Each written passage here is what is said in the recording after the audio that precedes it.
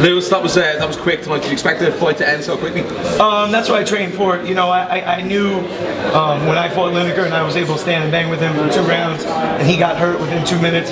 I knew he was going to look for the takedown. So you know, it's something that me and my team prepared for. And you know, up against the Gage, I felt comfortable, and I wanted to make him make a mistake and you know, have the guillotine there for me. I spoke to Phill Harris this week and asked him about the tweet he sent out last night. I spoke to you about it too. Yeah. A bit of twist of fate there, because he sent out a picture that said that he's got the most submissions in the current crop of flyweight, sorry. And there you go, you win by submission. Yeah, I don't know, irony. Yeah. It was pretty cool though, you know. I didn't want, my fiance's, you know, 4 months pregnant, so her watching the fight kind of, you know, I don't want to give her a heart attack. But so I told her I'll make it this one quick. I'll go out there and finish it fast. What was it like performing in the O2 Arena? It was awesome, man. You know, I love the energy of the crowd. You know, and then they cheered at first, and they started booing me when they announced my name. And my coach was like, you know, don't let it get to you. And I'm like, I love it, man. Don't worry about it. You know, and we kind of turned those boos into cheers, so it was pretty cool. Were you happy that you were able to get the finish quickly without sustaining any damage? And how quickly would you like to perform again? Yeah, that was awesome. You know, I had a long time off because I got injured twice in training, so I don't think I got hit cleanly. He kind of grazed me once, but I want to get back out there. You know, I have another kid on the way that's due in July, so I want to get a fight in there before then, maybe in you know, May or June. That way I don't have to you know, worry about missing the birth of my second kid. Lewis, sorry, you were getting some success with those elbows. I've seen recently that they're quite devastating in clinch fights. What made you switch to a guillotine? Because I felt the guillotine was there. You know, I had my hand under his chin and he was kind of defending. I threw a couple elbows and my coach, you know, told me to keep going. But, you know, once I knew the move was on, I kind of cinched it up, you know, and I looked at my coach, I looked at the crowd, and I was like, yeah, I got it. So you knew right away when you had it locked up that he was going to tap? Oh, he was either tapping or he was going to sleep. I knew right away the fight was over right there. He tried to slam me and we flipped around and stuff, but I finished it from the mount. I knew I had it. But several weeks of training, weight cutting, I mean, it ends after a minute and 13 seconds. Is there any downsides to that? It sucks a little bit, but, you know, it's always good to go out there and not have a tough fight and sustain injury or get hit and stuff like that. But you train hard so the fight is easy. You know, if you train easy, then the fight's going to be hard. I spoke to both you and Phill this week about going into this fight with a 1-2 record in the UFC, and there was probably a lot of pressure on you that you both internalized.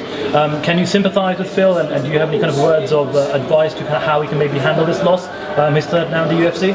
I mean, losing sucks. You know, there's no lower point when you lose a fight. There's no higher point when you win a fight. So it's something you just got to deal with. I don't know what to tell him. You know, I like the guy. He was really respectful and cordial.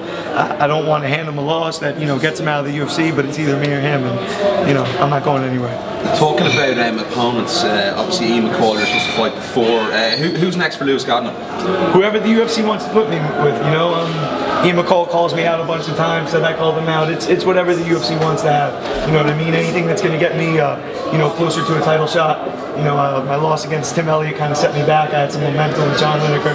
But whoever they want to put me in there with, man, I don't care.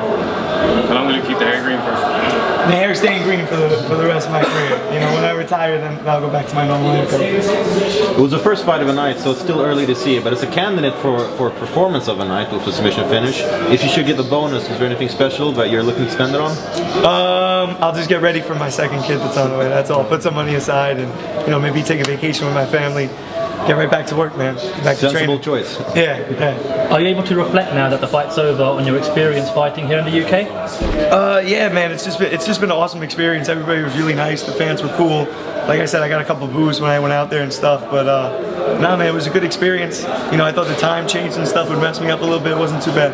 I think the boos are probably more theatre more than anything else, you being the American. Yeah, I think so. You know, every fan that I saw, they were real respectful and cordial. Some guys came up to me last night and he actually told me, you know, I made a bet on you, so hopefully you win. And as I'm walking out of the cage going back, he's like, Lewis, I won the bet, you're the man. I'm like, all right, cool, that's good. I spoke to you about being one of the first fighters this year to be performing on the UFC's Fight Pass.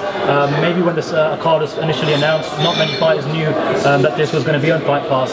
Moving forward, if you knew that there's a card that is going to be distributed on Fight Pass, would you have any hesitation in taking that on? No, I don't think so. I mean, you know, my team, Tiger Showman, we have 50 schools in the Northeast and stuff. So I have a lot of students and students from my school, but also other schools that, you know, follow my career and they look up to me and stuff. So the Fight Pass was kind of cool because everybody's like, you know, how do we watch the fight? It's just go on Fight Pass and you sign up. So everybody, you know, was hitting me up on Facebook and Twitter and stuff that they signed up for it, and they were able to see the fight real easy, which is pretty cool. So I don't mind.